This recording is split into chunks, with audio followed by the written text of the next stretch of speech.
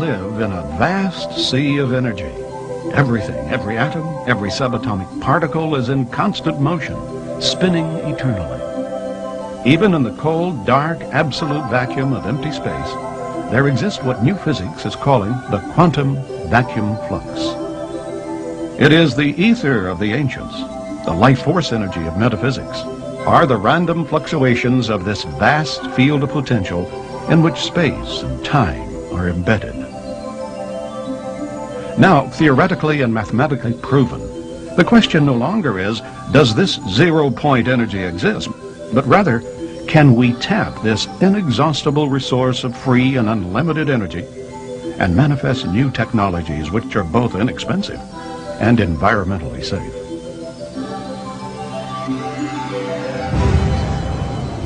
One thing is certain, if we continue on the course of rapidly burning fossil fuels and relying on nuclear fission, the future of our civilization is in grave jeopardy.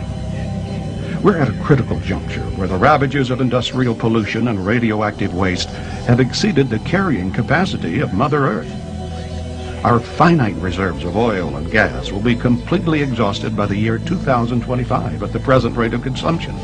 Large corporate and governmental self-interest ignore this pending crisis and resist change to the status quo. The question must be asked, is this the kind of world we want to pass down to future generations? Emerging on the frontiers of science, a pioneering breed of theoretical physicists and inspired inventors are challenging the way we think about harnessing the unseen forces of nature.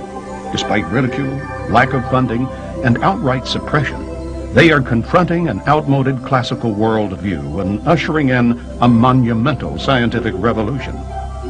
In this program, you will witness the groundbreaking work of tireless inventors and visionary scientists who may hold the keys to true energy independence for every person on Earth, from Nikola Tesla to the reality of cold fusion and beyond.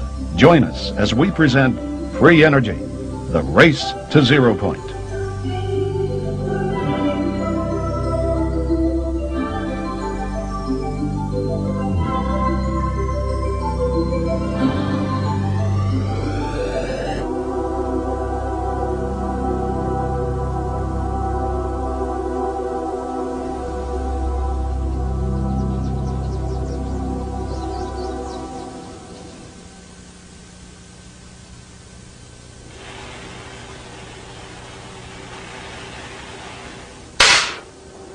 Most people would agree you can't get something for nothing. There's no such thing as a free lunch. And yet, we get our oxygen free from the air we breathe. We get sunlight free, and water, that used to be free until bottled drinking water came along. But what about energy? We've always had to pay for that, whether it's wood or coal, oil or electricity. It's always been the rule that you can never get back more energy than what you put in the first place. That's a fundamental law of nature. Physicists of the 19th century figured that out with the first law of thermodynamics, the conservation of energy. Maybe so. But science has come a long way since then. And laws? Well, there's never been one that hasn't been broken.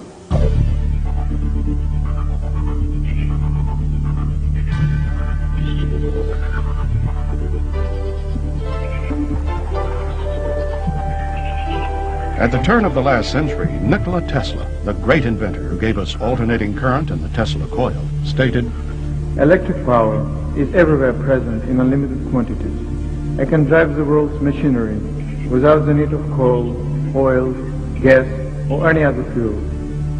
This new power for the driving of the world's machinery will be derived from the energy which operates the universe, the cosmic energy." With over 200 patents to his name, Tesla was well on his way to transmitting electric power without wires when he ran into trouble with J.P. Morgan and the financial interest of 1901. His ambitious Wardenclyffe project to magnify and transmit power to ships at sea and eventually to provide free electricity for the whole world was scuttled by Morgan, leaving Tesla penniless and disillusioned. The wealthy industrialist of the time knew that their vast plans to wire the world with copper from the mines they owned would be upset if they could no longer control the supply and means of delivery. Tesla's beliefs about developing technology in harmony with nature conflicted with the prevailing American attitude at the time that mankind was put on Earth to subdue and dominate nature. Little by little, Tesla was denounced as a crackpot and deleted from the historical record. At the time of his death in 1943, Tesla's truckloads of scientific papers were seized by U.S. government agencies. Who knows what ideas and remarkable devices our world could have inherited if only his genius was recognized. When J.P. Morgan prohibited Tesla from broadcasting electric power overseas with Wardenclyffe Tower, he said, I can't put a meter on it, therefore I won't finance it. That literally changed the course of history, and for the past almost 100 years, we've been suffering under that profit motive. Of course, one could say that mankind was hardly ready to handle the awesome forces Tesla had glimpsed. The 20th century would bring world wars and technological innovations far more horrific than had ever been witnessed by Western civilization. Even before Tesla, the groundwork that would lead to free energy had been pioneered by great scientists like Michael Faraday and James Clerk Maxwell. In 1831, Faraday modeled his rotating magnet and disk generator after the Earth, whose rotation around a molten metal core keeps the planet spinning in a self-sustaining magnetic field. His work later resulted in the development of the dynamo. Also called a homopolar or unipolar generator, the Faraday generator provides the basis for much of what is being done today in the electromagnetic approach to free energy, such as with Bruce De Palma's In Machine and Paramahamsa Tiwari's space power generator. Repeated experiments have detected anomalous electrical outputs greater than that used to rotate the disk. The friction and voltage limitations have hampered efficiency and therefore widespread acceptance. James Clerk Maxwell, best known for his Maxwell's equations, is reputed to have set things straight with his theories of electrical properties in a way that eliminates zero-point energy. But Maxwell's more advanced work allowed for the existence of an ether, a substance finer than air, which since the time of Plato had been considered a scientific fact. The prevailing belief of the time was that the vacuum was a thin material fluid, the so-called material ether, which we know today is false. The ether is there, but it's not the observable material fluid. Faraday had re-established this notion of lines of force, but he thought the electromagnetic field or the electromagnetic disturbances in the ether, so to speak, was really twanging strings. The strings were under tension, and when you had a disturbance, what you really did was pluck the strings. Now, Maxwell states very clearly that he set about to actually capture exactly what Faraday was doing in his lines of force in the theory, and that's what he did. Maxwell's actual theory is 20 equations and 20 unknowns in quaternions, which is a higher topology algebra. You can do things in that you can't dream of in doing in tensors, and you certainly can't do in vectors, and you certainly can't do with the theory that's taught at our universities. All that remains to be rediscovered and uncovered. The now famous Michelson-Morley experiment at the turn of the century failed to detect a stationary ether, so classical physics presumed once and for all that it did not exist. The case was closed until quantum mechanics reopened the discussion, allowing for a new interpretation of how matter interacts with a zero-point field. Most of our scientific community actually believes that empty space, the nature of space itself, is completely empty, devoid of anything. And historically, it's very interesting because in the 1800s, and even earlier, they believed there was an ether, an all-pervading substance filling up space. And in 1905, when relativity theory became very popular, they said, well, we don't need this ether. Empty space is empty. Then 25 years or 20 years later, in 1925, when quantum mechanics comes into play, all of a sudden, a new energy appears in equations of quantum mechanics, and it has to be there to make the equations work, and it has to do with fluctuations of electromagnetic field energy at a very high frequency that interacts with everything. And they called this the zero-point energy, and it turns out that all the elementary particles interact with this energy, and it becomes a potential energy source. That's what we're discovering today. Well, free energy is basically, and another word for it is zero-point energy. It's energy that is contained within the vacuum of space and which is virtually undetectable by any traditional means. In fact, the energy is homogeneous and isotropic, the same everywhere, the same in all directions. And because of that, it's trying to extract it or measure it is sort of like the problem of trying to weigh a beaker of water underneath the surface of the ocean. What do you measure with respect to what? And that's been the physicist's dilemma, and we've gone down one very large cul-de-sac this century. The cul-de-sac meaning that there is no such thing as consciousness. There is no such thing as this zero-point field, or this place from which the energy can come. And the answer now appears to be yes, because theoretical physics and a number of experiments in quantum mechanics show very clearly the existence of this all-pervasive electromagnetic field called the zero-point field. In fact, although skeptics often point to Einstein's theory of relativity, it was Einstein who in 1920 said, "There are weighty arguments to be adduced in favor of the ether hypothesis. To deny the ether is ultimately to assume that empty space has no physical qualities whatsoever. The fundamental facts of mechanics do not harmonize with this view.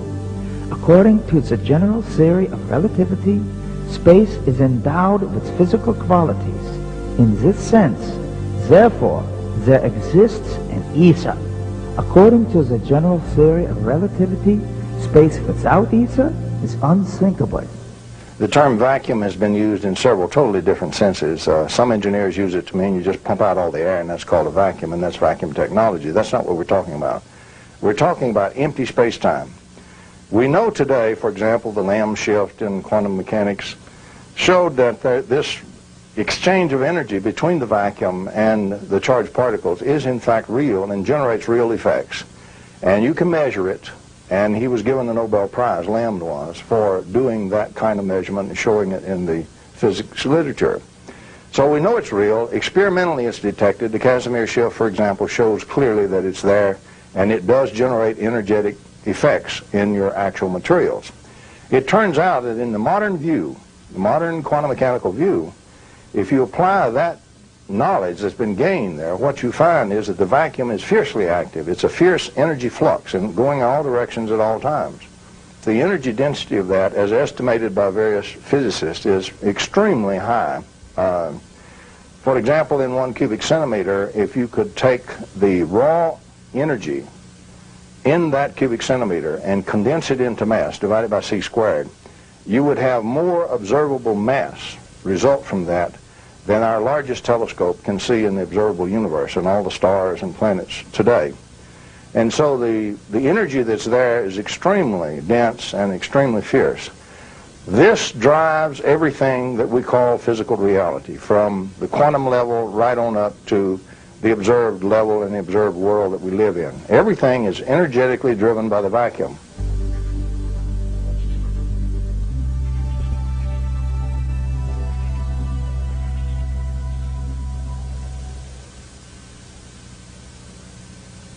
The Sea of Energy in Which the Earth Floats was a revolutionary book written by T. Henry Moray, an electrical engineer and Tesla enthusiast who in the early 20s began working on a device he claimed intercepted radiant energy from outer space. His solid-state detector, the Moray valve, was designed with a complex series of semiconductors, high-voltage capacitors, and transformers hooked up to an antenna and a ground wire. By stimulating the existing oscillations of space energy, his radiant energy device ran for days, putting out 50 kilowatts of electricity.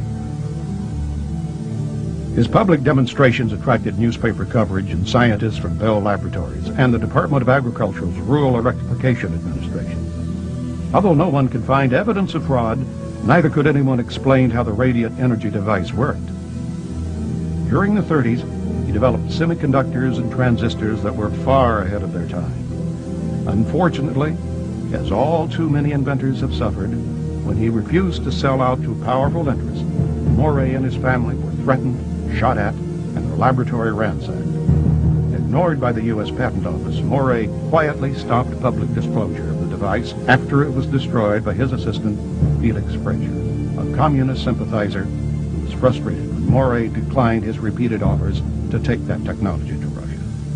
Today, Moray's sons, John and Richard, continue to pursue their father's dream. In Europe, Victor Schauberger's vortex experiments during the 1930s resulted in an advanced understanding of how the spiraling motions inherent in all natural systems reverse the effects of entropy. By studying the properties of inwardly spiraling water, he created an implosion generator that concentrated electrical charge. Victor Schauberger is one of my heroes who talked about a possible science based on the inward motion rather than let's explode everything, break it up and study the atom by breaking it up into little pieces. Let's study the atom by looking at how it wants to move naturally in a spiraling motion. And the same with everywhere you look in nature. Schauberger's ideas became widely known before World War II when he was coerced to work for the Nazis on exotic discs that resembled flying saucers, as well as his energy generator. In 1958, he traveled to the United States, where he was told he could manufacture his devices. But he was duped into signing over all of his rights, and none of his inventions were ever developed. Returning to Austria, he died a bitter and broken man. Visionary philosopher, artist, and scientist Walter Russell's contributions to the understanding of energy are significant, even though ignored by mainstream academia. Russell's revised periodical table of the elements, based on a spiral, predicted many unknown elements and isotopes like plutonium and deuterium. His cosmological theories about the mystical nature of reality challenged physicists to think in terms of energy, light, and matter as one substance.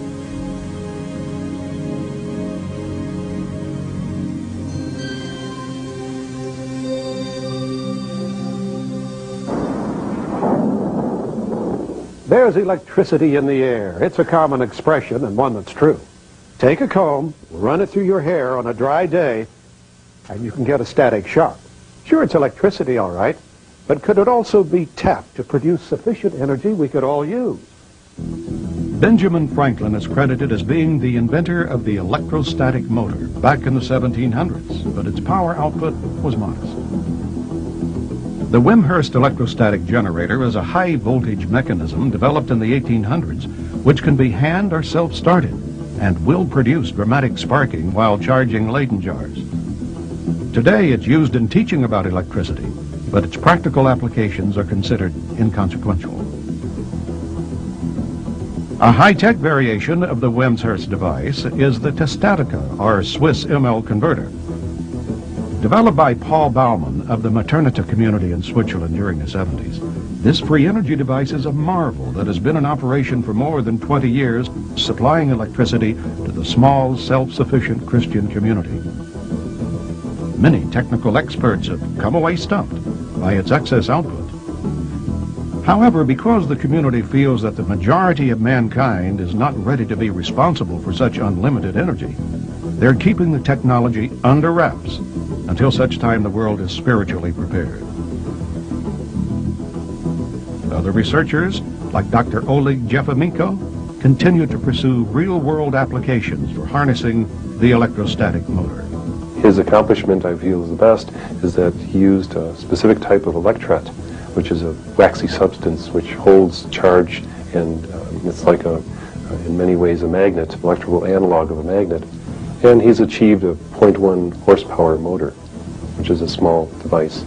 And this runs continually on atmospheric electricity. Like the homopolar generator, the electrostatic motor is based on the dynamics of our Earth environment. As with wind and solar power, they offer real, sustainable alternatives that, with only modest gains in efficiency, could contribute to the replacement of our current dependence on fossil fuels. Are we clever enough to learn from the clues our planet is providing?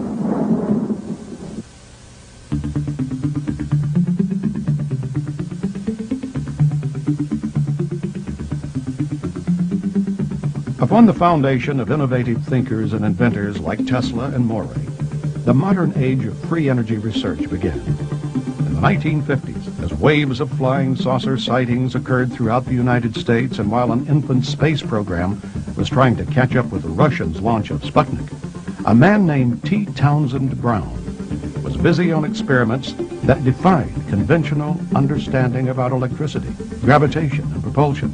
Along with Drs. Paul Byfield and Agnew Bonson, Brown took high voltage to the next extreme. In this rare home movie, the earliest experiments in electrogravitics are recorded.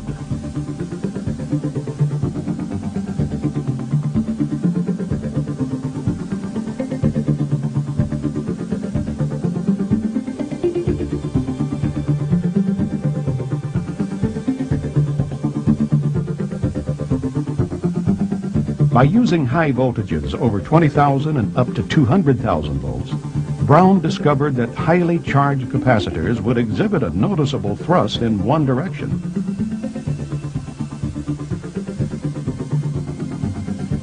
Although awarded a patent for his electrokinetic generator, no one has ever reproduced his experiment until recently.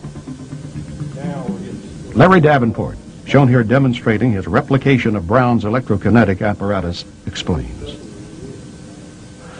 But when I first began to read Brown's stuff, I didn't quite understand the difference between the ion wind devices, which there's a lot of them out there, and some of them are very efficient as far as producing ion wind, and his particular apparatus. I finally decided to do Brown's work in 1994. I looked at his device. I'd tried several different things, and they hadn't worked, and I thought, well, Brown is supposed to be the pioneer of this, or so the people that make the claims and that get the patents, they always refer to his name, so I thought I'll go back and I'll try to do this. Getting it balanced was real important. His method of propulsion specifically was using the charge separation, high voltage charge separation on a vehicle. He found that circular craft were better for that application than winged craft. However, recently we found through Dr. Paul LaViolette's research that the B-2 bomber actually seems to qualify as an electrogravitic craft. The military has admitted that it electrically charges the forward leading edge of the wings. There's also a very high dielectric being used. Depleted uranium is used on the forward edge of the wings. And whether or not there are other applications for that technology and that design, we're recognizing that because the exhaust gas is also negatively ionized, that all of a sudden we have the high voltage charge separation that's necessary to provide an extra propulsive force, especially at high velocities. So electrogravity in that aspect is a very simple process, but does provide a good amount of force for a very small amount of energy input. As with many other promising inventions developed during the Cold War years, the National Secrecy Act prevented scientists like T. Townsend Brown from commercializing or even publicizing any technology which could potentially be interpreted as having a military application.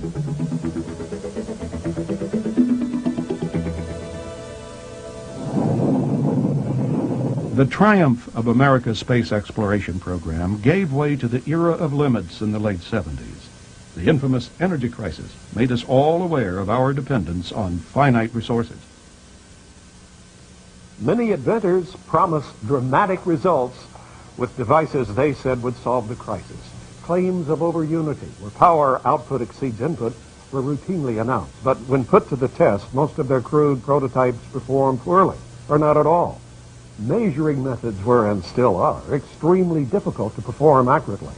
The few that did achieve modest gains in output were dismissed by mainstream academia and denied patents. And without patent protection, investors have no financial incentive to lay out the millions of dollars it takes to mass produce and market these devices, no matter how promising the technology. And after all, classical Newtonian dynamics got us to the moon, and Einstein's E equal mc squared explained that energy could neither be created nor destroyed. Anything else which seemed otherwise was labeled perpetual motion, unworthy of scientific examination. When I started out in 1980, free energy was something that we didn't talk about. We talked about it behind closed doors. The conferences often were visited by people we didn't know, and the information was spread in various means so that all of a sudden non-conventional energy, which was a phrase we developed, was appearing in military solicitations. So it's a controversial topic that at that time actually had the connotation that there was something from nothing. Therefore, it was unscientific, and these are a bunch of lunatics who are talking, and sooner or later the scientists will educate them about what's the various laws of physics that are being violated. Well, most of the scientists equated any notion of a free energy or over-unity device as being a perpetual motion machine, and therefore utter nonsense. You see, it's a play on words. The scientists interpreted it one way, the guys trying to do it are looking at it as an open system. Now, fortunately today, we have a type of thermodynamics. Nobel Prizes have been issued for it, to Prigogine, for example, for systems not in thermodynamic equilibrium that do have their open systems, and the energy does flow in from outside and through them. Those kinds of systems can produce over-unity. It's all perfectly legitimate physics. Today, most scientists are unaware of the literature that the zero-point energy even exists, mainly because most scientists aren't physicists. Now, I went to school and I became getting a PhD in electrical engineering and systems engineering, and not one professor ever heard of it. And yet there it was in the library. So part of it is most scientists are specialists in their own area, and science today is very fragmented. Now, for those that know that the zero-point energy exists, they may argue, well, it's random in its nature, and therefore it can't be tapped as an energy source. But very recent work in thermodynamics by Prigogine, who won the Nobel Prize in 1978, shows how this energy could become self-organized if the proper systems conditions could be fulfilled. And that's what's happening in some of the experiments and some of the inventions that are tapping this energy and producing anomalous energy.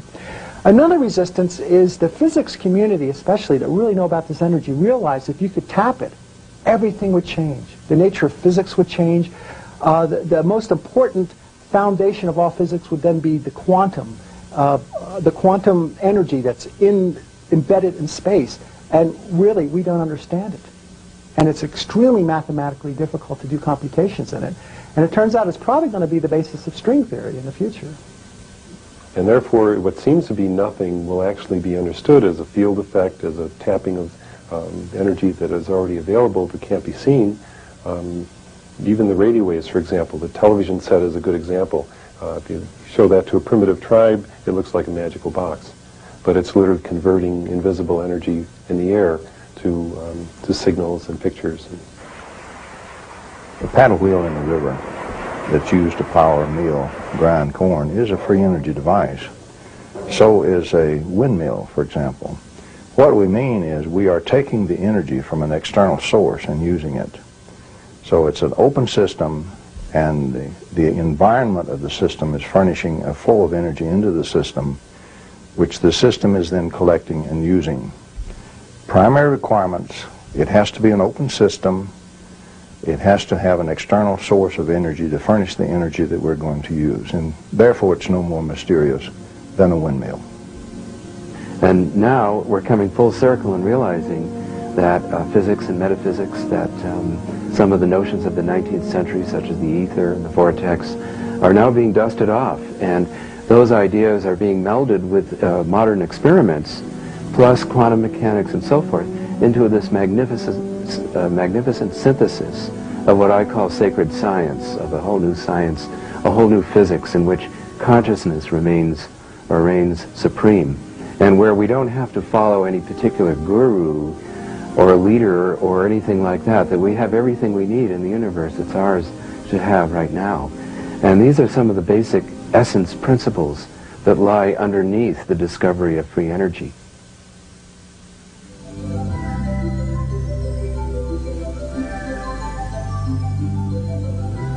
The force of inertia is known in mechanics, but until only recently, it had been considered too weak and difficult to harness for propulsion. According to some theorists, like Hal Puthoff, inertia, like gravity, is what occurs when we try to accelerate an object against the zero-point fluctuations in the vacuum. We run into resistance, literally. Canadian inventor Roy Thornton has developed an inertial impulse propulsion engine which overcomes that resistance using centrifugal force. It pushes against nothing and emits no exhaust, but it's been calculated to be 20 times more efficient than a jet engine.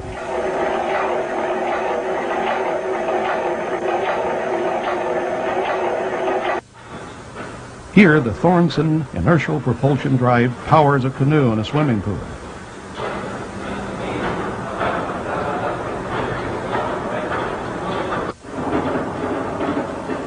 The motor, which is housed in a box, never contacts the water or air.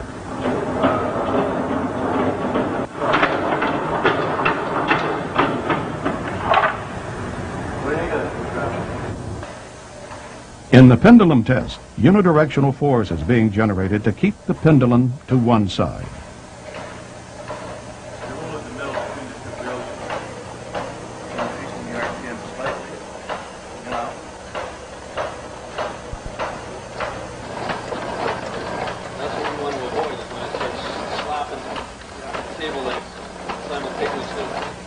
Whether or not we can demonstrate, as I have, with engineering analysis and models that will climb an incline, will pass a pendulum test, in other words, stay on one side of the pendulum consistently, and even power a canoe in a swimming pool, commercialization of that device is still a very difficult road. And we see that in many inventions, but what I like to emphasize is my F over P measurement of that is literally 20 times better than the jet engine. A jet engine, typically a commercial jet engine, the DC-9, I think is the one that I analyzed, has about 0.016 newtons per watt. And then this is in the metric system. Now, when we look at the Thornton, he's able to achieve 0.32 newtons per watt, literally 20 times better than the jet engine. Roy Thornton is developing refinements to his system to increase its performance. Unfortunately, like many inventors, even with a U.S. patent in hand, he is yet to find sufficient investment capital to bring his motor to the marketplace. Propulsion force does in fact exist.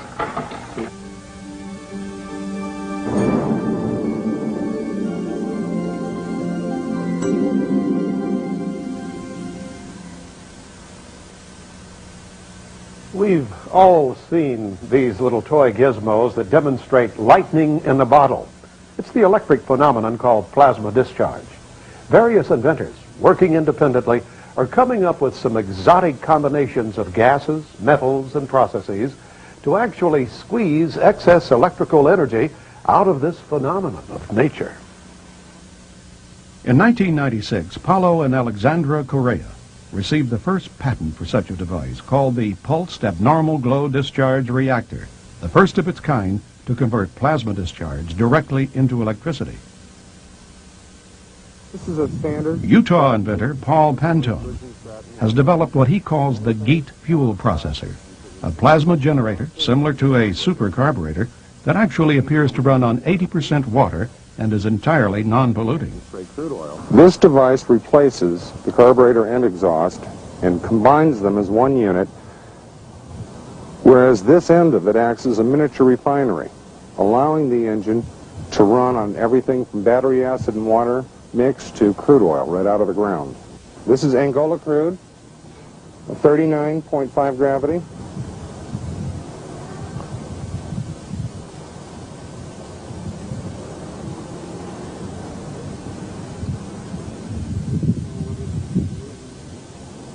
The exhaust coming down goes around and comes out here at the far end.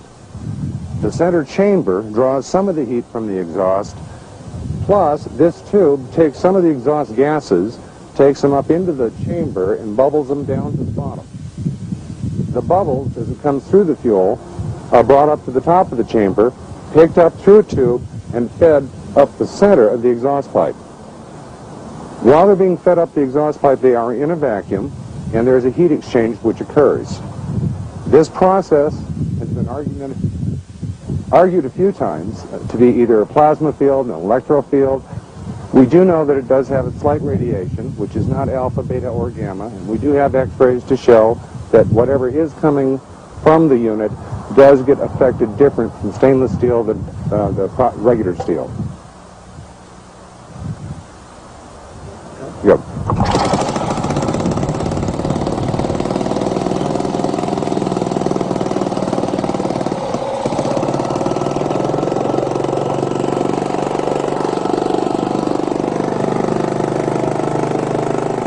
when the temperature of the exhaust is the same as the air temperature going in from the air portion up here, normally 3% more oxygen coming out of the tailpipe than there is in the air we're breathing. And no carbon at all. Carbon vanishes. I wouldn't say vanishes, I would say transmuted into some other substance, a lighter element, because we have an abundance of lighter elements here that are not explained from down here. But during the heat process, there are molecular changes. After running this engine from 1983 until now, and many times we had it running 8.5 hours a day, we have never had to change the spark plug, change the oil, or clean it. We have taken the head off 3 times to inspect the inside of it, and it's been spotless. What we have here is the Pantone Geet device fitted to a Ford 2300cc 4-cylinder engine. As you can see, we have a see-through container here which holds the fuel. As the engine is started, air is drawn in by vacuum through the fuel and bubbles the fuel, the vapors of which are drawn off here. They travel down this hose into our reaction chamber. They go up the reaction chamber and return back out here to be taken into the engine through this tube. This is our air filter, and this tube is connected to another valve which are controlled by this linkage, operating the air intake and the fuel intake. This is the valve that controls the return air going through this tube into the bubbler.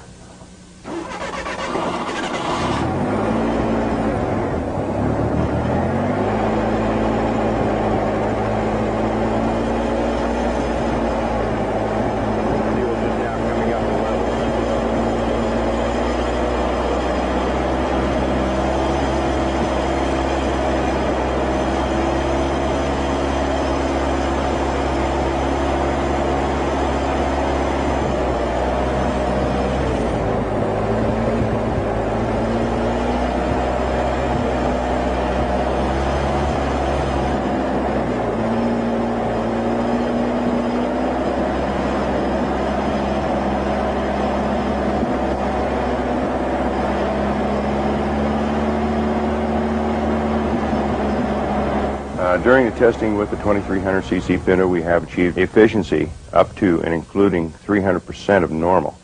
If this engine normally got 20 miles to the gallon on the highway, you'd now be looking at 60.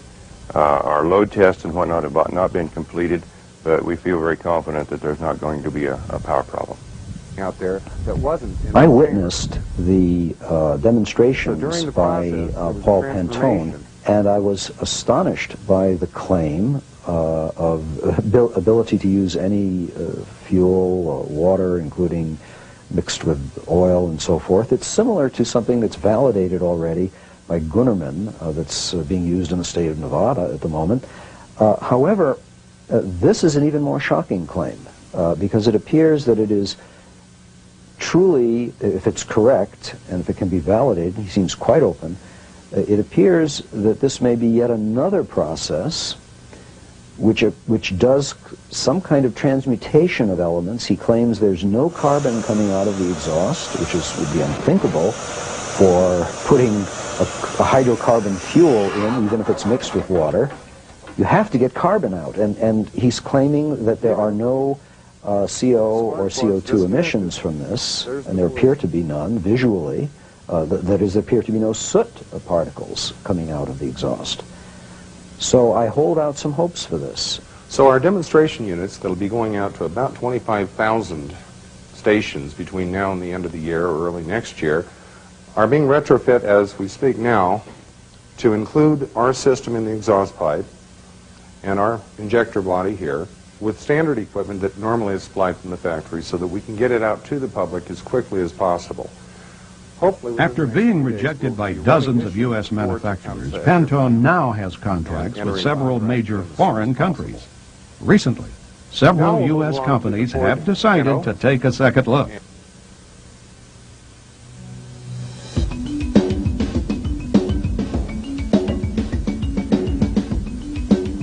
the fusion between these components. In 1989, two physicists from the University of Utah, Dr. Stanley Pons and Dr. Martin Fleischmann, created a media frenzy with their announcement of cold fusion in a bottle.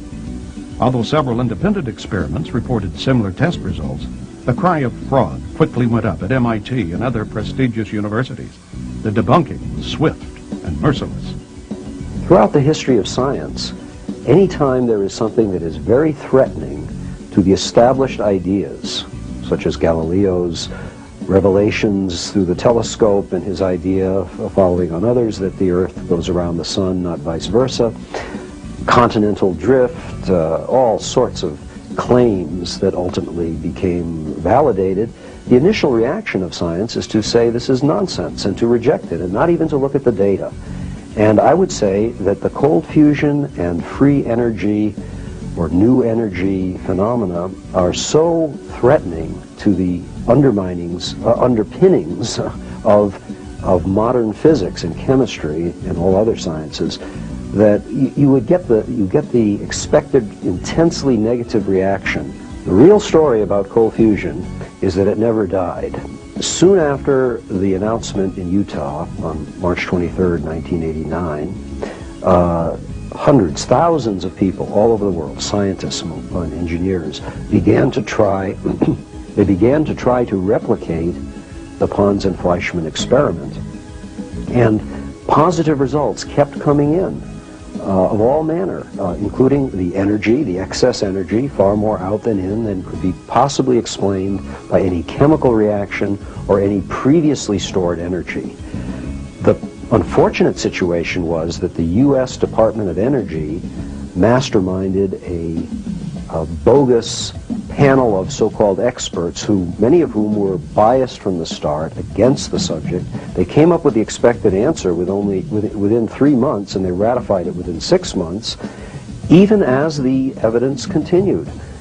Those physicists, nuclear physicists that have been working with hot fusion, the tokamaks, this type of thing, they have a monstrous amount of evidence that shows exactly what they expect to have happen with nuclear reactions in this hot gas plasma. They believe, and it's a good first guess, that the nuclear reactions that would occur in a cold fusion cell should be the same.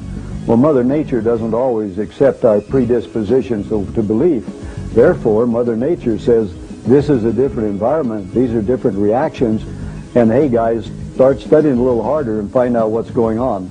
The problems that occur in evaluating a cold fusion device have not been so much, does it work, but does it work every time? And many scientists are of the opinion that if it doesn't work every time, then there's something wrong. Basically, the problem has been in the preparation of the metal. Now, this is particularly true in the heavy water experiments of Pons and Fleischmann. Certain materials will just absolutely close off the effect of the cells. Other things that are finding additions will promote the effect. So there's a lot of study going on in that area. So over 200 laboratories in over 30 countries have replicated or advanced or had successes in various types of cold fusion devices.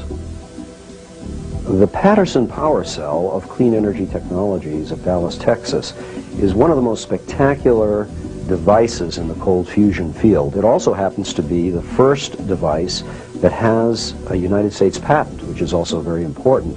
We got it almost by accident, since there are hundreds of patent applications that the patent office is rejecting.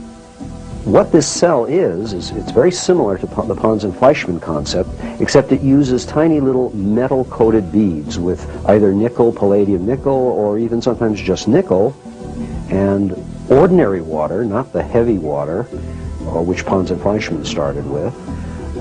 And it does produce, with a flowing stream of this liquid, or electrolyte, with just a little bit of lithium sulfate salt mixed in it, it produces spectacular energy. In fact, in one experiment, they turned the power off completely, and the cell continued to produce 20 watts of power, unmistakable, for at least 14 hours, and my understanding is that could go on for a number of days longer. The typical power ratios of this kind of a cell it's very robust, totally repeatable, is anywhere from 10 to 1,000 to 1. Okay, when you have even a tiny bit of input power. They've had it go over 1,000 watts with only a watt or so input electricity. Clearly, these cells can be made to self-sustain, that is, continue by themselves. This evening, Dennis Cravens is an independent scientist who has done first-hand research studying the effects of the Patterson power cell. I'll let you take a picture. The important thing is, notice over here, total excess energy is usually in the megajoules range. If you run through a chemical calculation of how much metal you have in there, about 20 milligrams, turn the crank, how many moles is that? How much? You assume about 100 kcal per mole for your chemist types of a typical energetic reaction, if you can think of one. We can't think of one, but if there was one, you maybe get 32 kcals if you burned all the metal. So we are 3 or 4 orders of magnitude more energy out of the system, integrated energy out, than if we were burning everything chemically. If you do the calculations, you'll find that you can get there. It's more likely that a few percentage of them are in the millions electron volt region. It's been revealed recently that the Patterson cell will actually keep producing heat for at least 14 hours after it's shut off. This is a phenomenal discovery. It has not been advertised or publicized very well. But what that means is we're actually dealing with a free energy source. The inventors never use that phrase, and for obvious purposes, but the important thing is that it does need more understanding, and also it has the keys to our the type of device that we need. The interesting thing about the Patterson cell, too, is that as a byproduct, it produces hydrogen and oxygen.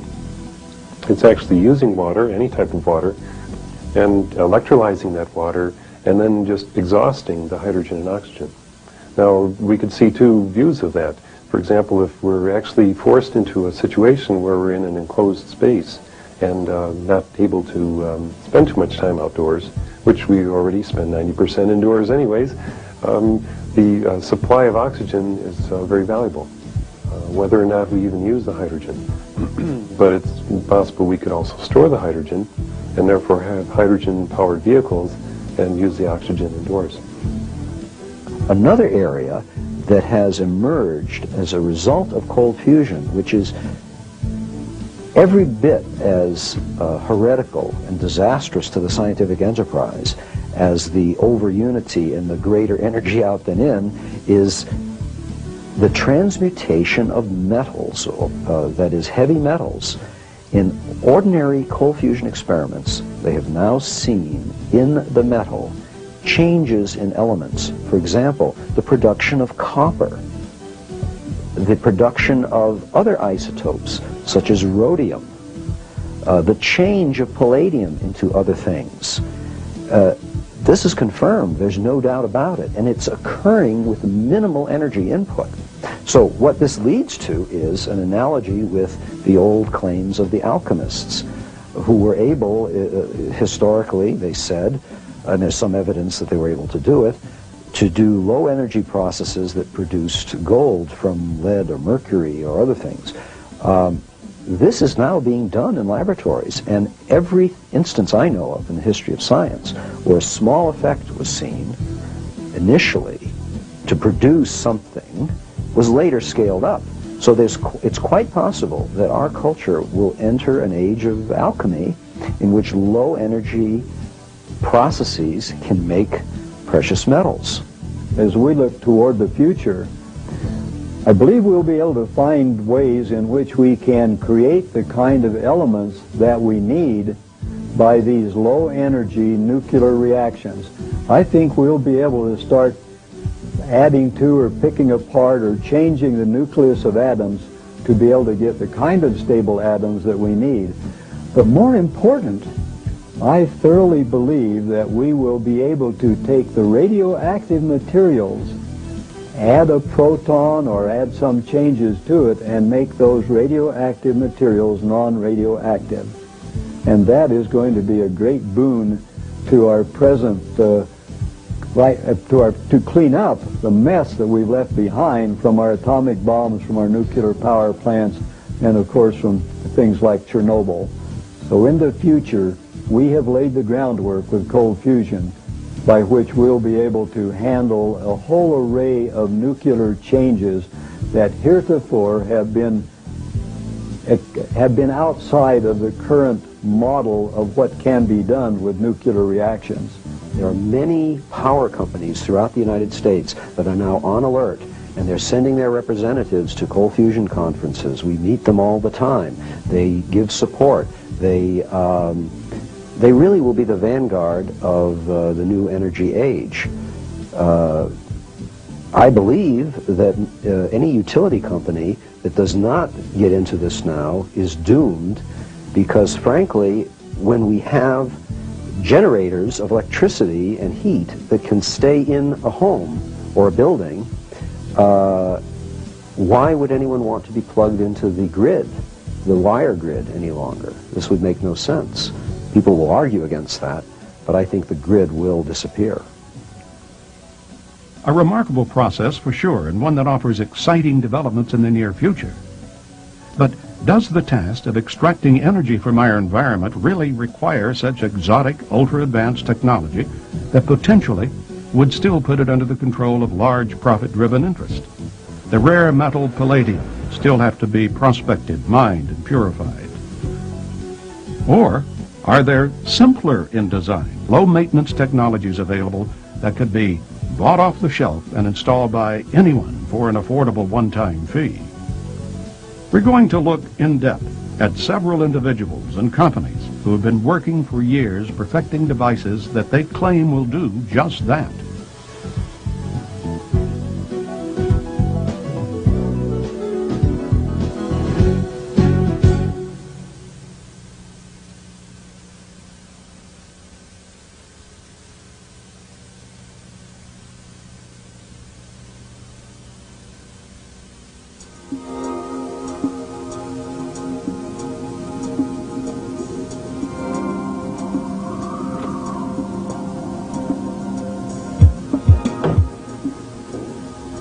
No one person in the free energy field has been as determined and persistent as Mississippi inventor Joseph Newman. Since the 70s, Newman has been denied U.S. patents repeatedly on his energy machine, even though numerous engineers, scientists, and even congressmen have testified on his behalf. In 1968, I invented a bike that would get a wheelie. And I used an 80-pound flywheel that I had built and took a positive clutch out of a 30-horsepower motor, put it above the axis of the back wheel. A kid would get up on it, build up inertia in that 80-pound flywheel. He'd engage that positive clutch. Immediately, the front end would jump up off the ground. It'd leave black streaks on the pavement about that long, and kids' eyes would get as big as a silver dollar. They were just ecstatic over it. But I had heard the word that a gyroscope was a stabilizer. So I went to the library, got a book on gyroscopes. And when I started reading the mechanical characteristics of a gyroscope, the question that had dogged my mind for 3 years, how did that current know which direction to go? And why was it when you went parallel you'd get nothing? I saw the laws of a gyroscope match that exactly. If you study the laws of a gyroscope, if you take this little gyroscope here, if I can spin it up, you can see that it does, but I think every kid knows it's true. Now, if you pivot that one direction, it goes one way. You pivot the other way, it goes the other way. If I turn it around 180 degrees, now if I push it up, it goes the opposite direction. Push it up, it goes the opposite direction. If I go parallel, it does not pivot. As long as I maintain a parallel position. That's exactly what happens when you move a conductor through a magnetic field. You push down on it, the current goes in one direction. You push up, it goes in the opposite direction. You turn the magnet over 180 degrees, everything will reverse. You push down parallel to the lines of force with the copper wire, and you get nothing. It told me that the energy in a magnetic field was a gyroscopic particle. Now, I didn't care what the rest of the world was saying because they couldn't answer my honest question. It was obvious to me the energy in a magnetic field consists of gyroscopic particles. It is the mechanical essence of Einstein's equation of E equals mc squared. It moves forward at c and it spins at c. That's Einstein's equation of E equals mc squared. It only occurs when you get atom alignment in material. I don't care if it's conductor or iron, what it is. When the atoms align, the magnetic field will appear, come outside the boundaries of the material, and gives you a running river that you can tap into. And what I'm going to show you is an energy technology that's going to totally change your life, that the status quo power brokers have been fighting, and I'll show you the history of it. They didn't want you to have it, but you can see for yourself that this works. And the part of this for you is to see it, is to watch these meters, because these meters are going to show you that there's more power in this system than flows from this battery.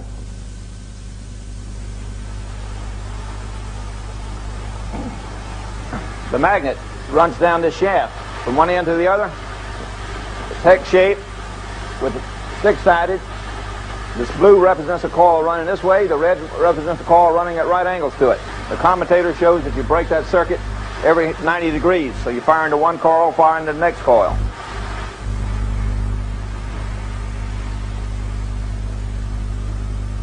Now you notice this gets higher as it's running because the batteries start getting charged. Now this one's going from 200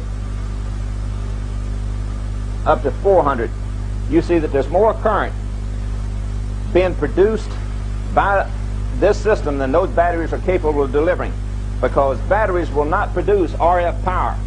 So the RF power must be coming from the motor. Now RF power is true power, and the way you know this meter only works by converting the heat, and the heat is converted into electricity because it runs through a resistor. It's a very accurate measuring device. So you're well over twice the current is flowing in this system than these batteries are capable of delivering. And the batteries cannot produce RF power. Now this is real power.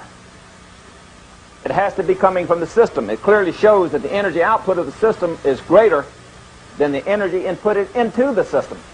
And that's what I've been saying. That's what's more than 30 scientists who came to my home from around the world. Some of them came all the way from England, signed affidavits that the invention worked. The special master to the court, Mr. William Schuyler, who was a former commissioner of patents. He was an electrical engineer. The federal judge chose him, saying his credentials were superb. He looked at those affidavits and gave the men the credit they were due. He said the evidence was overwhelming. The invention worked. There was no contradictory factual evidence, and the patent office had knowingly not followed the formalities of the patent law. To us as an observer, we see everything as motionless. We see objects and they sit still, and everything in the shop sits still. And so we think that's, to us, again as to the observer, we think the natural state of our planet is non-motion. But when in reality you get down to the basic makeup of the atoms of this material, and you see that the natural state of the universe is motion. The unnatural state is what I have concluded is the lack of motion to the observer, because that's when it forms into something and becomes a solid mass that will be interreacted by other masses sitting close to it. It causes it to sit still and not be able to travel because of its attraction. So we come along as the observer and we say the natural state of the planets and the universe is lack of motion. Just like we believe that so strongly, just several hundred years ago, we believed that the Earth was the center of the universe, and that we were everything, and they even believed that the stars, even back at Kepler times, was only like a cake full of raisins 3 miles thick, and the stars were little tiny raisins in it. And that was our bias and our prejudice based on what we saw, that everything should centralize around us. And I'm saying now we should open our eyes and our brain to see the magnitude of what lays in front of us. Space travel will become a reality. Our children growing up will have an excitement and a universe to travel into, but the values of the human race has to change with that. While Joe Newman is still fighting for recognition and just compensation, many entrepreneurs are racing to be the first into the marketplace with magnetic motors that are built with high-tech space-age materials and employ microprocessors to regulate pulsations and RPM. David Porter of Galtech Semiconductors demonstrates his recently patented permanent magnet motor called a carousel electric generator. This is the latest version of the carousel motor generator. It's a rotary version. Rotary inside. There's 18 separate sections, what we call a coil section in here. 18 make up the outer diameter. There's 6 coils here that we're using to drive the motor. On the top here we have an encoder which sends a pulse down to the electronics and basically lets the electronics know where the rotor, the rotating part here, is in relationship to the coils, and tells the coils when to turn on and off. That's done by a specific index point that the encoder has that sets the relationship between the two. And the electronics down here in the box is basically a set of TTL logic counters. It counts the number of pulses from the encoder, and it turns the power on and off to different coils depending on where the rotor is at the time. We have also hooked up to this system a connection to the computer over here. What it gives us the opportunity to do is change the duty cycle on the system. We can change it from a pulse rate of 1 pulse per cycle up to 40 pulses per cycle, which would be 100% duty cycle. That is incorporated in, and what we do is change the pulse rate on the computer. It downloads the data to the electronics. When the index pulse comes around, which comes around once per revolution, it updates the data in the counters, and that's what changes the pulse rate on the system. Yeah, we don't have an automatic start on the system right now. That's something that the Intel chip will do. We'll start it up at a pulse rate of approximately 13 pulses, which gives us a 16% duty cycle. It takes a while to spool up because, like I say, it works also as its own flywheel. So we build up the power gradually. The thing about this system is that everything floats on the magnetic field in there. You have very little internal friction. Once the system gets up to speed, it stabilizes at a certain RPM. Right now we're running at about a 30% duty cycle per channel. The speed is still coming up a little bit. Calculate the speed off of the scope here, and we're running about 1850 RPM. This white and the green shows the 2 channels on the motor. The little spikes there are the amount of time that each channel is on, and the flat part at the bottom is the amount that it's off. So you can see how much is pulsing and how much time it's off and how much time it's on. One of the analogies we like to use is it's like if you pick someone up and take them across the street, you use a lot of energy. If you put them in a tire, once you get it started, all you got to do is tap it a little bit, and so you use a lot less energy to move the same load. And that's what we do. We build it up to a high speed, and then we just tap it with a little juice as it goes around, and we use the inertia built into the system to take it the rest of the way there. So we're using a high-speed pulse on the system. What we're doing is removing the energy from the magnet. The magnet has a specific life. They lose approximately 1% a year. So we're not actually trying to create energy from nothing. The system will not run forever. It's not perpetual motion. We use the amount of energy that is in the magnets. Once that energy is used up, the magnets can be taken out. They can be recharged. All we're doing is maximizing the efficiency of the electromagnetic flux density that's there to the production of electrical output. When will we be able to see free energy devices powering consumer products like this electric car? Well, they're already here, and you may be able to purchase one by the time you see this program. In Oklahoma, where oil has been king for over a century, inventor Troy Reed has been busy in his shop constructing rotating magnetic motors that he believes will soon revolutionize how we get around. And it does work. This is a new prototype of the magnetic motor, and if I can explain a little bit about what you call a magnetic field. All magnets, the big old wooden prototype, has a system. As the motor went over, it had a tension to jerk over like that. If you take this motor here and you take your finger and rotate it, It doesn't have that jerking in it. So what I've done, I got rid of the crankshaft. I've got rid of the injectors, and the system in this motor here, as you crank this motor up, and like you do the other one, the motor will start running, and what I'll do, I'll energize it on this motor here. If you can see these amp gauges over here, this will come, when we get it up to about 150 volts, we'll unplug it and we'll turn the light on. If you turn this around where you can see this side here, all the working parts is behind this system here, operates from a little computer. Takes just 5 volts. It's 150 volts. What we're going to do, turn off all the switches, make sure there ain't nothing plugged into it. There's the plug. There's your 110 volts. Motor still running. You can operate this table plumb around. Still got energy running. Nothing tied up in the back of it. Nothing on the floor.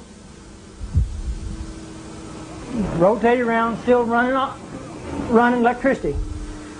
So we're looking, hoping this time next year that you'll be able to use it in your home. So that's another. And what's good about this, you're talking about electric automobiles.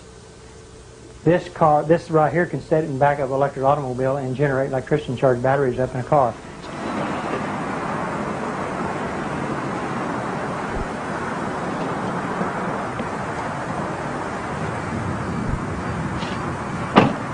Beautiful automobile. You can drive it anywhere you want to. You don't pollute the air. All the other electric automobiles that I've actually seen has been nothing but this standard transmission. This is an automatic transmission car. There's not a whole lot of what you call junk, I would call, under cars. I've seen a lot of electric cars that had a lot of stuff in it. The only thing that this has a battery to run the radio, the blower. We've got 2 safety switches over here that can be mounted into an enclosed system, but we did this where you could see, where people can see this car with the technology. It's a safety switch system. This is a controller box, a Curtis control box. It cuts the amperage down. So with the amperage, here's what's real good about electric automobiles. All electric automobiles that have surge technology with this in it, they create heat. They've got to have a fan to blow this Curtis controller off because it gets hot. We don't want that to get hot. We want to stay that cold, because once it stays cold, you save on all the computer chips that's in this controller. So that means you can go farther, longer, and you won't have no problems.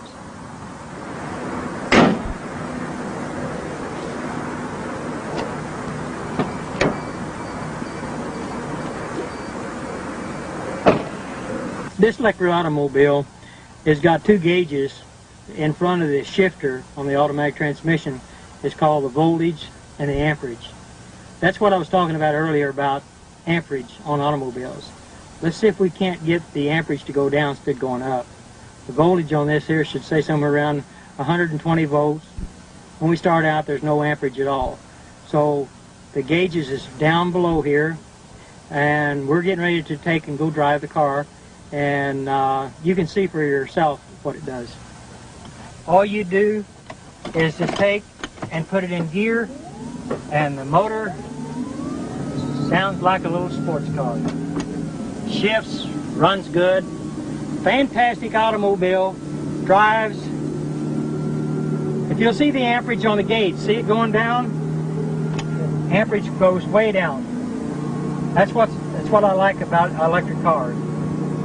If you floorboard the car, the most it will do would just be about maybe 100 amps. And that's what we want to do, is to keep the amperage down on an electric car. So it'll go anywhere really anybody wants to go. If you want to take a trip, you don't have to worry about going to go plug it in the house, because it's called the surge technology. It's a beautiful automobile, and I love it, and I put a lot of hard work in this car, and we're going to make it. No oil, no gas to fool with. And the technology is here. It's going to be here. It's going to go. It's going to work beautiful for the whole world, for mankind. See you around. This is your future, people.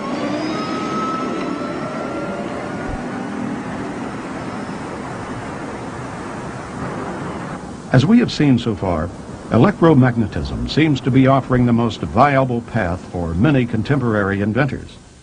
The magnetic motor continues to challenge the over-unity barrier, but even simpler methods are being demonstrated through common ingenuity. Dennis Lee of Better World Technology has been struggling to pursue his dream of achieving energy independence for everyone on the planet.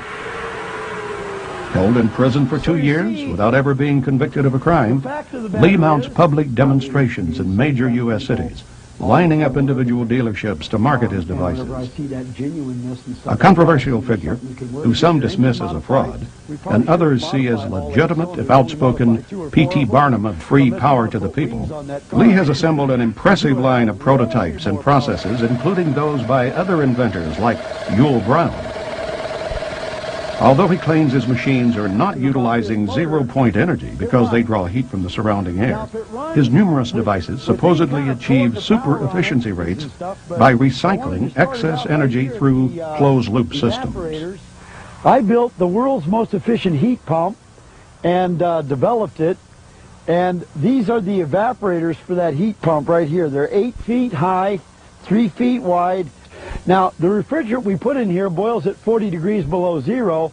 Therefore, anytime, day or night, outside in a rainstorm or in a windstorm or hailstorm or a snowstorm, or just out on a nice hot sunny day or in the middle of a cold night, as long as the refrigerant that's inside this panel is colder than whatever the air is out here or the phenomenon that's hitting this panel, then the heat from the air or the sun or the wind or the rain or the sleet or the snow will be transferred into the refrigerant on the other side, because it's the second law of thermodynamics. Hot goes to cold. So if this is the coldest thing outside, anything out there that touches it is going to give its heat to it. A little bit of heat goes a long way. That gas starts expanding like crazy, and as it expands, it then is drawn into the compressor, not through suction. I've got engineers and inventors that don't like to use the term suction, but through negative pressure. So as the compressor is creating this negative pressure, the gas is migrating to it. And so a compressor is a gas pump. It'll pump gas. And so the gas is being pumped by the compressor into the compressor, elevated in temperature. And even though if you touch this panel, it's ice cold to your hand, and if you touch the line going out of the panel, it's still ice cold to your hand. When it hits that compressor, the compressor takes all the gas in this space, puts it in that space, elevates the pressure and the temperature. Going out of the compressor, do not touch that line whenever that thing is on, because it's 200 to 250 degrees hot. And so that's where we get the heat. All of the heat is transferred in here. We then use a compressor to take the relatively useless energy that we've got and elevate the temperature and pressure and make it very useful energy. Then that heat would be transferred later. This is a direct drive compressor. This direct drive compressor takes freon from the panels, and it runs that because this direct drive is causing the pistons to go up and down. That gives us heat into the boiler. The boiler expands the other freon back through that into a double-acting piston that's going back and forth. We're converting with mechanical apparatuses, we're converting that into shaft rotation. That shaft rotation turns this wheel. As this wheel turns, it causes the compressor to turn. As the compressor supplies the heat, it causes this wheel to turn. You might say these two wheels are powering each other.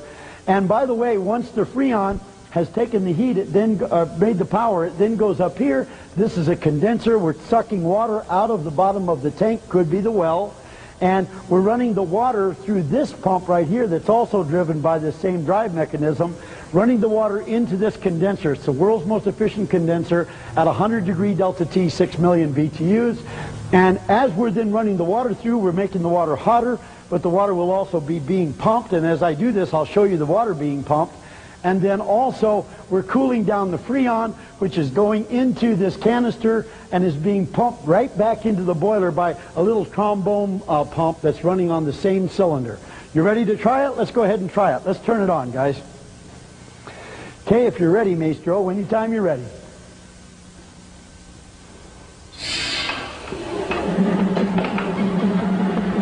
Okay. So it is pumping water from energy taken out of the air, and we'll light the lights too from excess energy. So the lights are being lit from excess energy from the air. They're pulsing.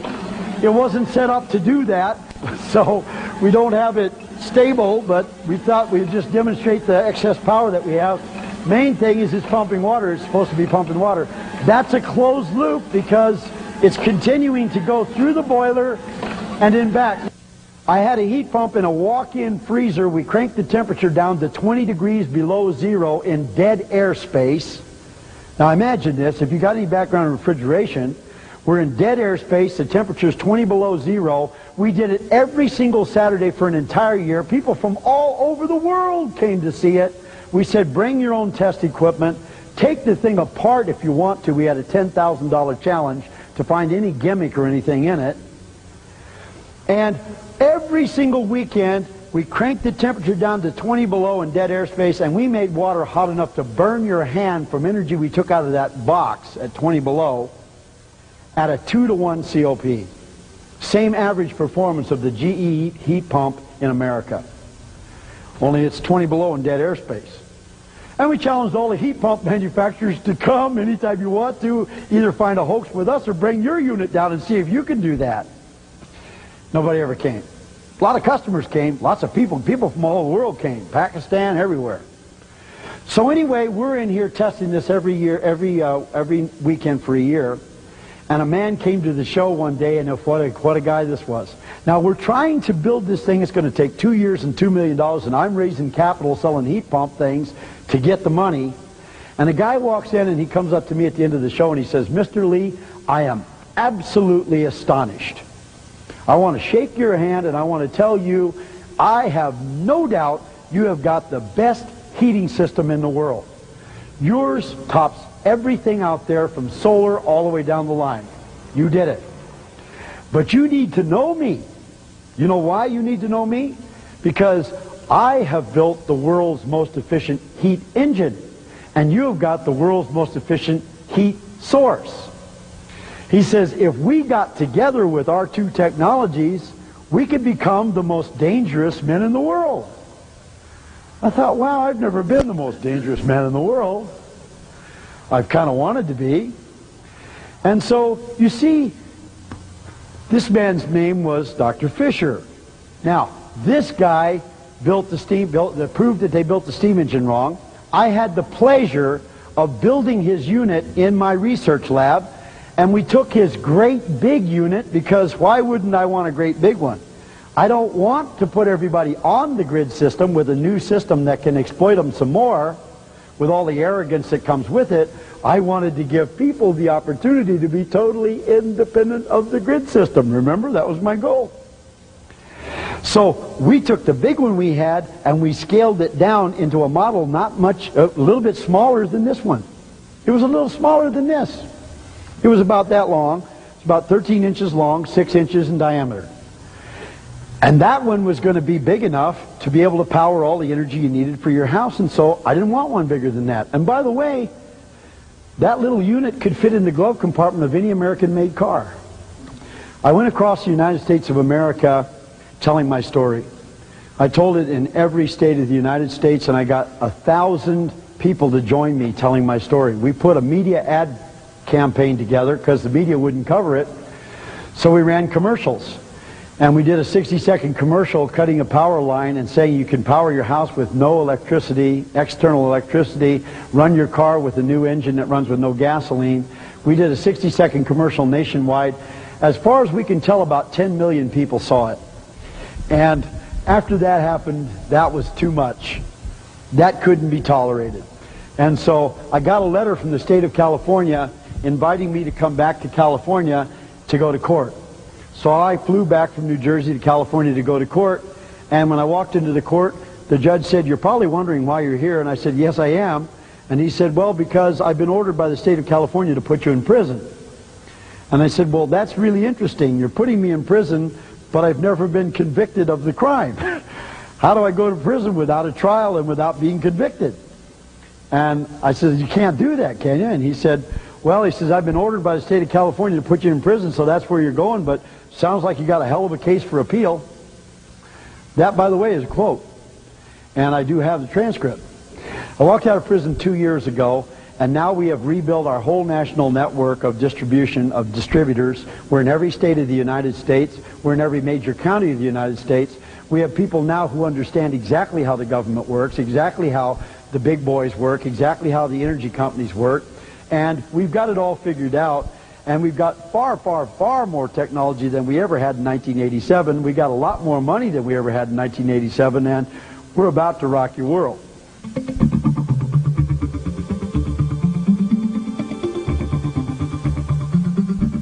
As if the amazing over-unity results of these pioneering inventions are not enough, a curious combination of side effects to free energy research involves such things as the transmutation of metals, the formation of new isotopes, and yes, even anti-gravity. Levitation effects from spinning magnetic disks conjure up images of UFOs hovering in midair. British inventor John Searle has led the way along these lines, but his technique is not the only approach. The remarkable works of Canadian inventor John Hutchison has drawn widespread attention from businessmen and government scientists since 1979, when he began using ultra-high electromagnetic frequencies to transform matter in some very unusual ways. It has come to be known as the Hutchison effect.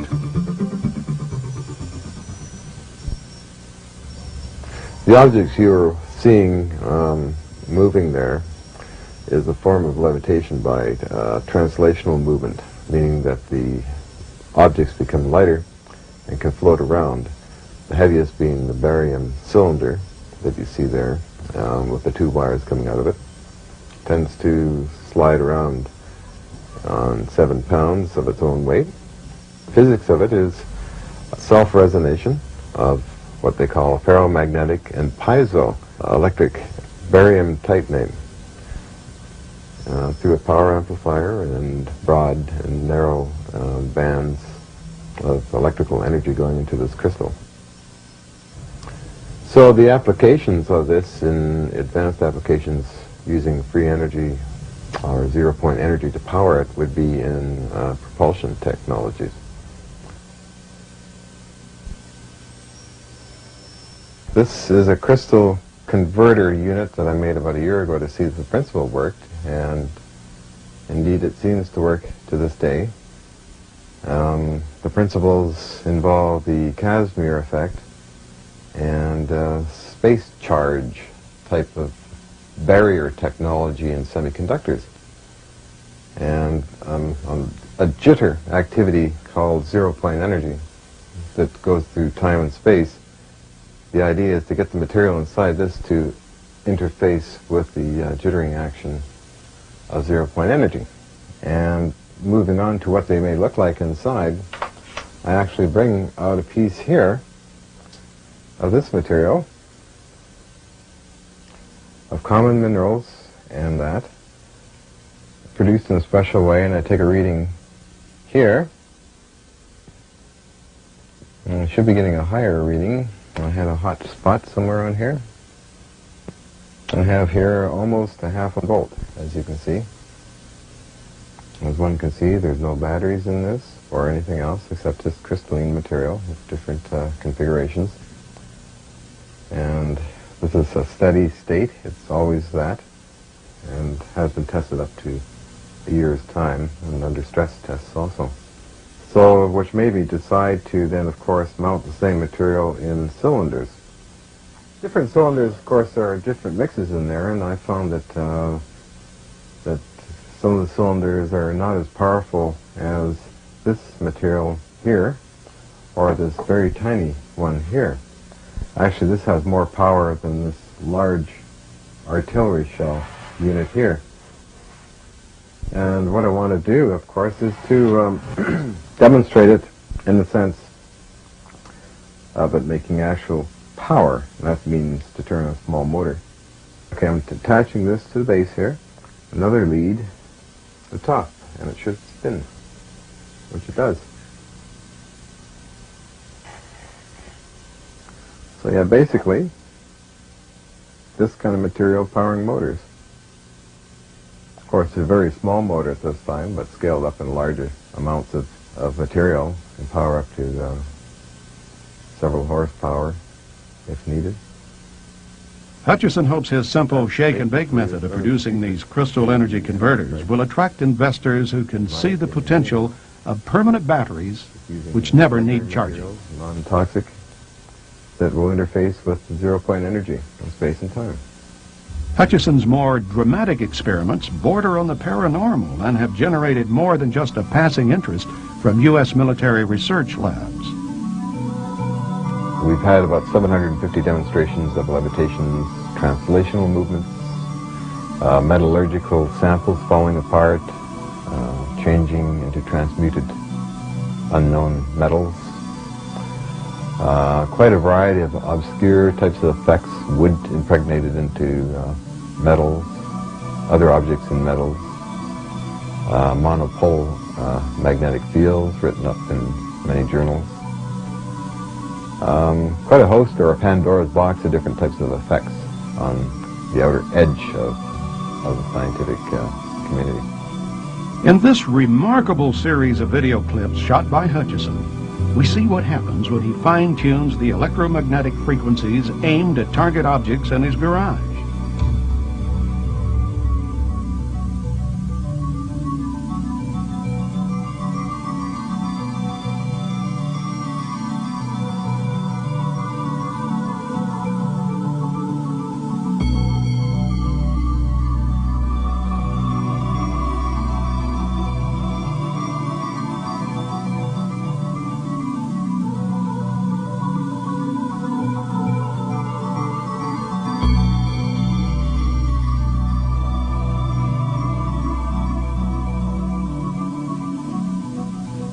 On the subatomic level, I feel that there is a dimension shift activated by very conventional electrostatics, RF fields that I use, and Tesla waves that I use, that actually form a keyway that opens up another area of time and space that may activate the zero-point energy fields and interdimensional reactions, let's say, to gravitational waves and time waves, or chronons, if you wish.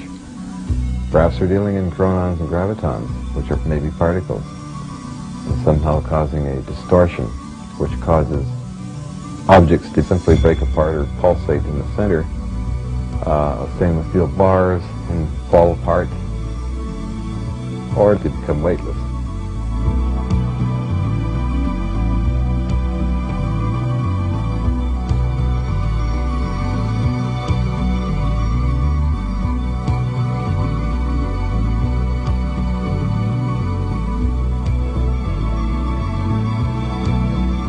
Here, ice cream in a plastic cup.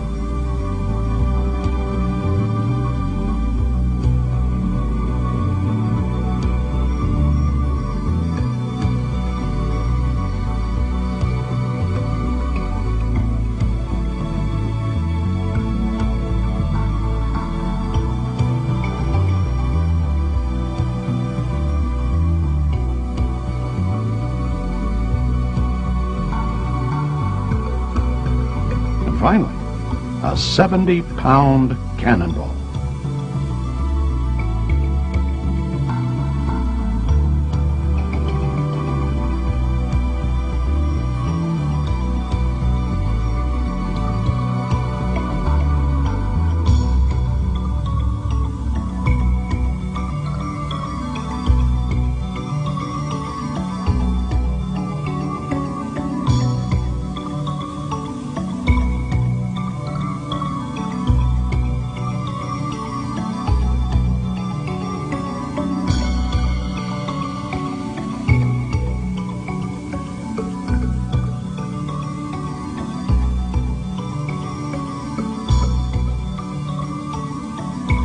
what is interesting and also frustrating about his invention is that he's using a combination of Tesla coil and Van de Graaff to produce a very disruptive and lifting experiments, which in one case, for example, actually lifts a 19-pound bushing toward the ceiling just from electromagnetic fields. Now, when we analyze that, we find that there's position versus time graph that we can plot, and also the velocity versus time. But when we actually analyze the acceleration versus time, it's an increasing straight line. So we're forced as scientists to admit that we have a third derivative effect, which, for my mind, actually lends itself to an anomalous new force, which I call hyperforce, because we have to take a derivative of that to finally get a flat, straight line, a constantly increasing acceleration. So the Hutchinson effect has been used as a benchmark for a comparison to many other high voltage propulsion devices. Electrogravity, in other words. Now that we've witnessed the awesome potential of these revolutionary new energy sources, some interesting questions begin to surface. What are the consequences to the environment, to the very fabric of space-time itself, once we begin harnessing these little understood forces on a planetary scale? Remember the promise of nuclear energy, that electricity would be too cheap to meter? Are there downsides to tapping free energy that we may not be able to predict until it may be too late? We have effects which can get down now into the very fundamental thing that drives everything, the mind stuff, the connection of the mind to the body and everything. For example, if you were to generate extreme pulses, extreme powerful pulses of this so-called scalar potential stuff with the hidden internal stuff, if you jerk that or hard enough, you jerk the normal smooth flow time stream, and what you really do is you snap the body loose from its mind connection. You jerk the two loose from each other. That's instantaneous death at every level. Every cell dies, every germ dies, every paramecium dies, every virus dies, the whole body dies. So obviously if you're going to try to think of energy in those enormous amounts, you're going to have to be extremely careful. You can't do that just willy-nilly without risking terrible effects from it. So there are some limitations that will emerge on this technology. There's a danger, however, that you may tap too much zero-point energy, and then, of course, these things would heat up and explode, which has happened a few times with these devices of mine. So, in essence, it's an interesting technology to get involved in, but I notice that there's some precautions one needs to take if you're having too much drawing from the electromagnetic jitter of zero-point energy. You're going to get a minor meltdown. And I had to clean this area out here once because of a minor meltdown. Would a new energy source be dangerous, for example? I would say, of course you have to respect it. I mean, it's energy, so therefore it's always potentially dangerous. It's double-edged. And I think it would take a healthy respect to investigate it. One should be cautious, and that's very reasonable. I've heard some good things. I've heard there could be health effects. There could be good effects as well as the potential for detrimental effects. I think it's like anything else. It's energy. It could be used for good. It could be used for bad. It's up to us.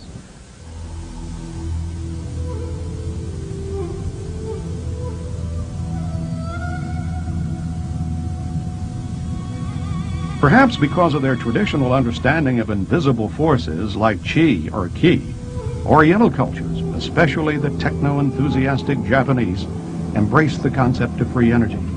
Well-respected scientists like Shinichi Seki and Seihuji Inomata are receiving substantial government and industry support. Meanwhile, the Japanese, of course, are beginning to commercially develop various systems. For example, a Japanese consortium funds the Pones and Fleshman work. The Japanese Toshiba Corporation is working with Inomata, and various other corporations are coming together to develop free energy options. And of course, Japan has no vested interest in oil. They don't have any domestic source. So it's in their best interest to be the first kid on the block to make little gizmos that will replace our circuit breakers and internal combustion engines.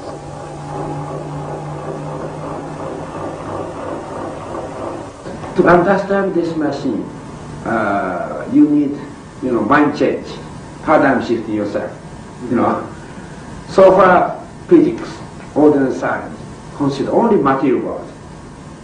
But we should think another world as an unseen world. And we should recognize that unseen world and material world is connected. This energy comes from the other dimension.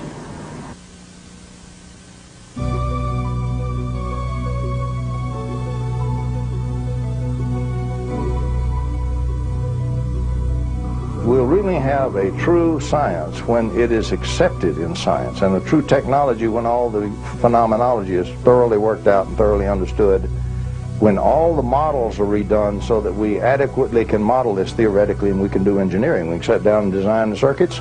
They'll work every time. We'll have components on the shelf we can buy, assemble, and they work. We're not at that stage today. We are at a stage today which is the birth of the baby. We're not at the stage where it's already a teenager running around playing baseball on the baseball lot. We're at the birth of the baby, and the birth is very difficult because it's opposed by so many interests.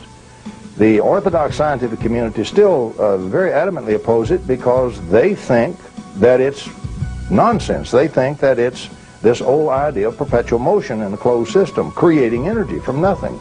And that is nonsense. You can't do that.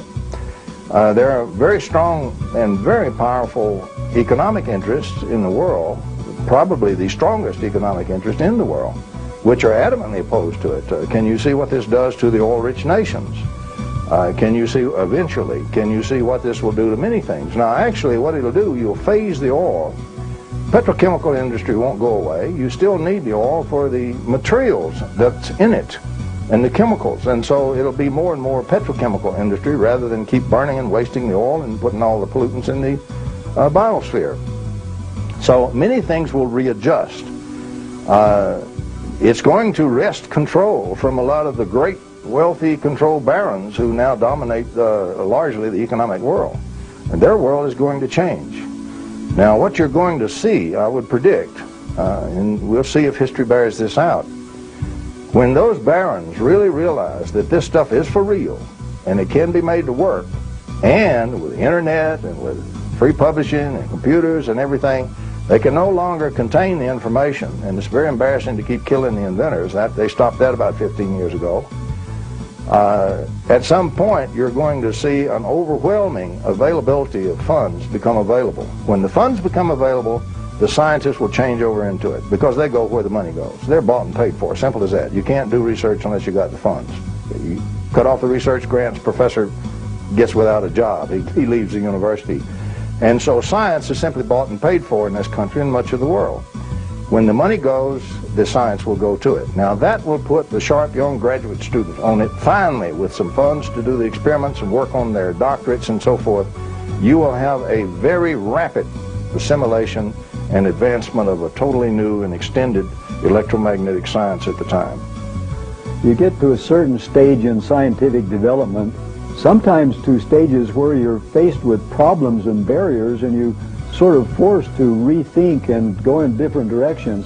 I think we're seeing that one of those peculiar time periods in the history of science where we're going to overturn some cherished models, not too much, but make some changes, and they'll open the door to an enormous amount of new technology in electricity and magnetism, in nuclear reactions, in motor development, in battery applications, in space flight, and perhaps in anti-gravity. I think there are, in creating scarce elements from plentiful elements, I think we have just reached a plateau now where the world's door is opening to, what, a millennium of new science? We're talking about real-life hardware. We're talking about experiments in science that are telling us beyond any reasonable doubt that we have technologies that will enable us to be free from the bondage that we now feel, free from some of these economic constraints that we've created for ourselves. Because you see, if energy is free, and it will be very shortly, food is free, housing is free, then we're free to create express our creative gifts and not be like drones. And we're also free to explore our greater selves. And it's going to be a very exciting time coming up. The future of the world, as seen by conventional thinkers, or even many far-reaching thinkers, is tame compared to what cold fusion and free energy is going to do. No aspect of human culture will be untouched by this energy revolution. The very fact that the material that covers 70% of the planet's surface will now be available as a fuel source, and the fact that water makes up a huge percentage of our bodies, and this is a fuel and a source of energy, this is going to have incredible psychological and religious and historical and geopolitical implications. The Middle East picture and the strength of the oil interests there is going to be drastically altered. Air pollution will be abolished in most cities that are now affected by the internal combustion engine. And space travel, which is a favorite subject of mine, will be transformed. The ability to travel to the planets and to the stars will be given a gigantic boost, one that I never in my lifetime expected as an engineer who deals with those things. Some people are saying that the title of my book, The Coming Energy Revolution, is a bit fearsome, that revolution implies a sudden radical change, and that the status quo will suffer, and that people whose jobs depend on the status quo will suffer. So perhaps evolution is a better way to look at it. But one way or another, our leaders, our political leaders, our business leaders, our utility company executives have to address the changeover to clean energy sources. And it'll probably come from abroad, so it probably will happen fairly fast. I'm not really concerned myself about a radical shift, because people seem to be on the verge of readiness for change. A lot of fear, but also some positive anticipation. And maybe it takes an unraveling of what we have to put together a cleaner, more sane world. Is mankind ready? Do we have the maturity to handle it? Are we giving matches to a baby? That's the question. Well, the first answer is we're kind of backing ourselves against the wall. If we maintain a status quo, we're doomed anyway. It looks like we're going to get a shot by having this energy available to us. If we're not mature enough to handle it, well, I guess we're doomed either way. We have a chance to survive, a chance to go on, but it will take, in a way, a consciousness transformation. Understand there's a consciousness movement and things like that, that people are starting to wake up. It's not just a me game now, it's a we game. And as we learn to work together and have empathy for one another, we can transcend the old selfish consciousness, which has caused all the problems and all the wars and everything else, into a recognition that we are a planetary being.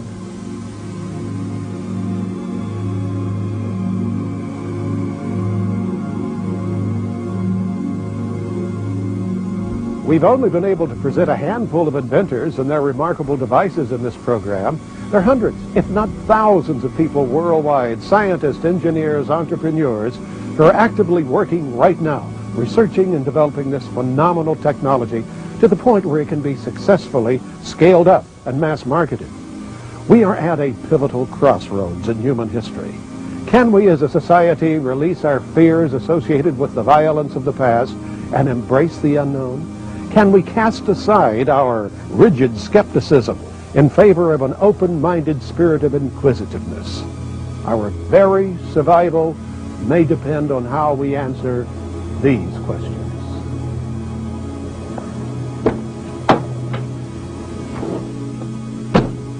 We hope we've given you enough of the necessary information with which you may base your future decisions regarding this exciting new field, one that will soon affect all of our lives and the very fate of our planet Earth as well. I'll see you at the finish line. The race is on.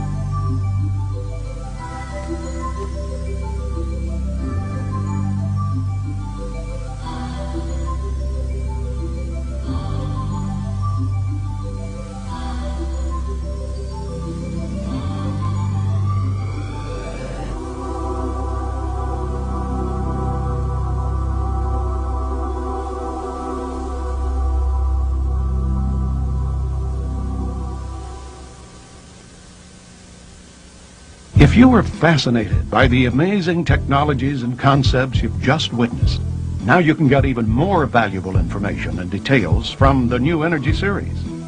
5 full-length videos, 9 hours of in-depth conversations and demonstrations of free energy systems. Explore the worlds of inventors and theoretical physicists who are changing the paradigms of science. Volume 1 features Tom Pearson. In particle physics, any electrical charge is automatically a broken symmetry. Now what this means is there is a virtual photon flux, a violent flux exchange between the vacuum itself, which is filled with this virtual photon flux. Volume 2, John Hutchison.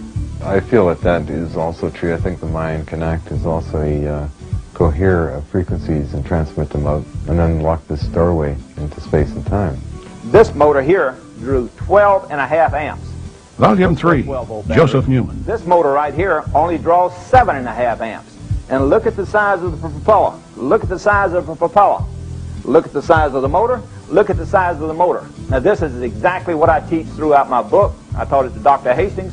I've taught it to the world. That the larger you make the mass, then the smaller amount of power it will take and the more power it will produce. Volume 4 highlights Troy Reed. This is an old mechanical device. It's got 2 inner wheels on the inside and 2 outer shell wheels with magnets. They got 8 magnets on this side, 8 magnets on the inside here. Let's see what kind of torque we got at 75 psi. And Volume 5, Dennis Lee. Okay, here goes. Maxed it out.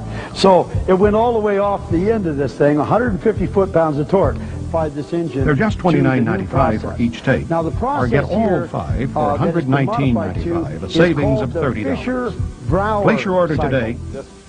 Call 1-800-795-TAPE, T-A-P-E. Or write to Lightworks Audio and Video, Post Office Box 661-593, Los Angeles, California, 90066.